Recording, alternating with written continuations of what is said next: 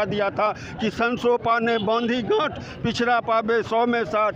राजपाट है किसके हाथ, अंग्रेजी और ऊंची जात। ऊंची जात की क्या पहचान, गिटपिट बोले करे न काम। छोटी जात की क्या पहचान, करे काम और सहे अपमान। अंग्रेज यहाँ से चले गए, अंग्रेजी को भी जाना होगा। अंग्रेजी में काम ना होगा, फिर से देश गुलाम ना होगा। राष्ट्रपति का बेटा हो या चपरासी का संतान, बिरला या भंगी का बेटा, सबकी शिक्षा एक समान। देश की सच्चाई सच छुपने नहीं देंगे। तो आज के तारीख में इस भारत में ओबीसी वर्ग जाग चुके हैं और अपनी मांगों को लेकर लगातार रोड पे प्रदर्शन कर रहे हैं। जैसे कि राष्ट्रीय जनता दल लगातार महंगाई और राष्ट्रीय जनगणना को लेकर लगातार रोड पर उतर के प्रदर्शन कर रहा है लगातार। जैसे कि हमारे बीच बहुत सारे साथी हैं, इन लोग से भी जानकारी हासिल करने का हम लोग प्रयास करेंगे। हमारे साथ साथी हैं। आप भैया किस वर्ग से आते हैं? हम पिछड़ा वर्ग से हैं। आज पिछड़ा वर्ग की जाति आधारित जनगणना की मांग चल रही है, क्या सरकार मानेगा? सरकार को मानना पड़ेगा। जातिगत जनगणना कराने के लिए आदरणीय राष्ट्रीय जनता दल के राष्ट्रीय अध्यक्ष माननीय लालू प्रसाद यादव जी ने देश के सभी विपक्षी पार्टियों के नेताओं से बातों कर उन्होंने सर्वसम्मति से निर्णय लिया है। बिहार राष्ट्रीय जनता दल ने ये जातिगत जनगणना कराने के लिए आंदोलन को छेड़ा है। जब तक ये भारत के प्रधानमंत्री तानाशाह नरेंद्र मोदी जी जातिगत जनगणना कराने की अनुमति नहीं देते हैं, जातिगत जनगणना कराने का काम नहीं करेंगे, तब तक राष्ट्रीय जनता दल सड़क से संसद तक आंदोलन करते रहेंगे। जैसे कि आप लोग देख रहे हैं, जब तक जाति आधारित जनगणना नहीं होगा, राष्ट्रीय जनता दल लगातार रोड पर उतर कर प्रदर्शन करते रहेंगे। क्या भैया, क्या कहना है आपका? बिल्कुल, हम लोगों की पार्टी का पुरानी मांग रही है, आज से नहीं। हमारी पार्टी का जो वैचारिक सिद्धांत है, शुरू से मांग रही है, जो समाज का अंतिम पंक्ति के व्यक्ति लोग हैं उनका जीवन स्तर उठे। इसीलिए डॉक्टर राम मनोहर लोहिया ने नारा दिया था कि संसो पाने बांधी गांठ, पिछड़ा पावे 100 में 60। राजपाट है किसके हाथ, अंग्रेजी और ऊंची जात। ऊंची जात की क्या पहचान, गिटपिट बोले करे न काम। छोटी जात की क्या पहचान, करे काम और सहे अपमान। अंग्रेज यहाँ से चले गए, अंग्रेजी को भी जाना होगा। अंग्रेजी में काम ना होगा, फिर से देश गुलाम ना होगा। राष्ट्रपति का बेटा हो या चपरासी का संतान, बिरला या भंगी का बेटा, सबकी शिक्षा एक समान। हमारे दल के जो चिंतक रहे हैं डॉक्टर राम मनोहर लोहिया ने कहा कि तमाम लोगों की शिक्षा में समानता हो, उसके बाद फिर स्वास्थ्य में समानता हो। इन दिनों जो भारत के प्रधानमंत्री हैं वो नहीं चाहते हैं जो गरीब के बच्चे की पढ़ाई हो, इसलिए शिक्षा को वो निजीकरण कर रहे हैं ताकि गरीब का बच्चा शिक्षित नहीं होगा। जब शिक्षित नहीं होगा तो वो अपना अधिकार नहीं मांगेगा, आरक्षण नहीं मांगेगा। इसलिए उनकी साजिश है जो गरीब का बच्चा नहीं पढ़े।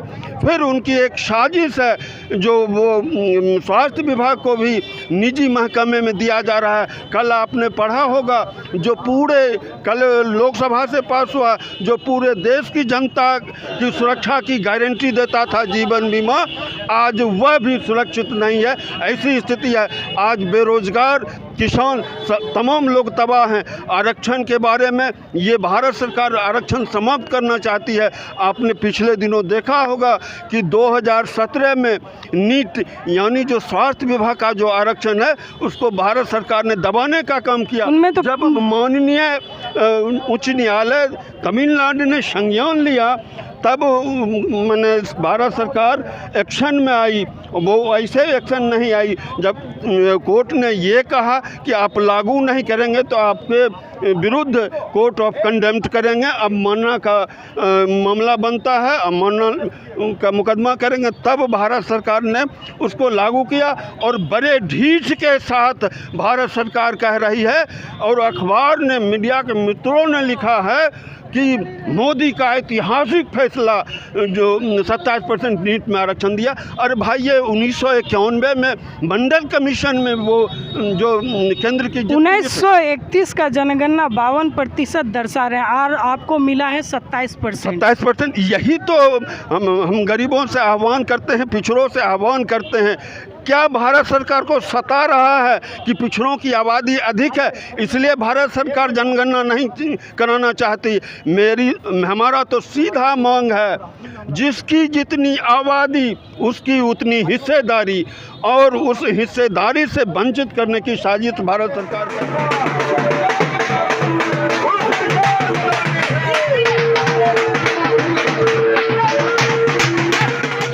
गाय भैंस बकरी का जनगणना हो रहा है तो मानव का भी जनगणना हो। आप क्या मांग करते हैं?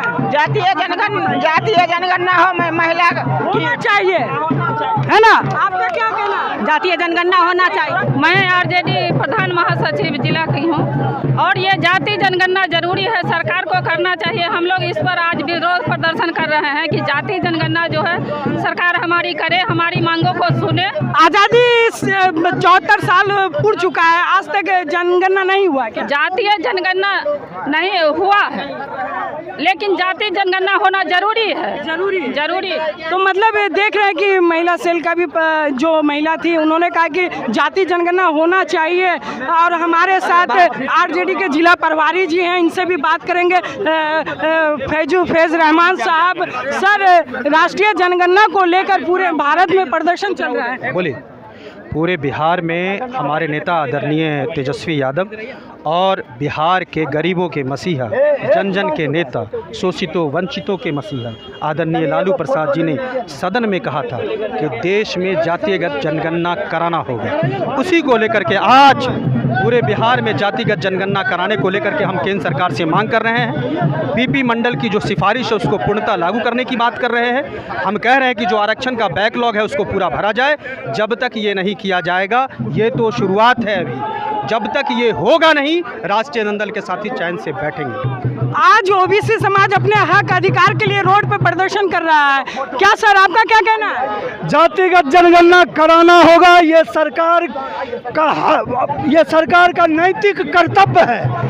100 वर्षों के बाद हमारे आदरणीय नेता लालू प्रसाद ने लोकसभा में ये सवाल उठाने का काम किया था कि जातिगत जनगणना पिछड़े वर्गों के लिए बहुत ज़रूरी है।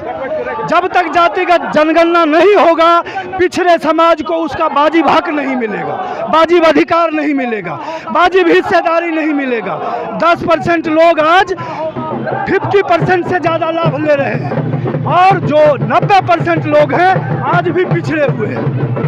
देखिए कि जैसे जातीय आधारित जनगणना को लेकर लगातार बिहार में प्रदर्शन चल रहा है, आरजेडी के तमाम कार्यकर्ता रोड पे उतरकर प्रदर्शन कर रहा है। यानी इनका कहने का मतलब हुआ जिसकी जितनी हिस्सेदारी उसकी उतनी भागीदारी होनी चाहिए। हमारे साथ बने रहिए देश की सच्चाई में।